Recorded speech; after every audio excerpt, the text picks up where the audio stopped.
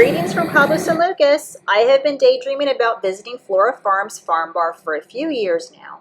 Well, the day has come and I am so very pleased I can share this trip with you.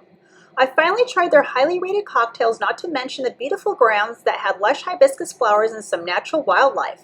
Not to mention all the farm-to-table fresh ingredients that completely surrounded me while enjoying a delicious lunch topped off with probably the best cocktail I've ever had. It's truly hard to pick a favorite drink with so many good ones on the menu. But their best-selling drinks are their Farm Teeny, Farm Julep, Wild Hibiscus Margarita, and Farm Rita. Personally, the Hibiscus Margarita was my favorite. If you make it to the end of this video, I will share the amazing Hibiscus Margarita recipe with you.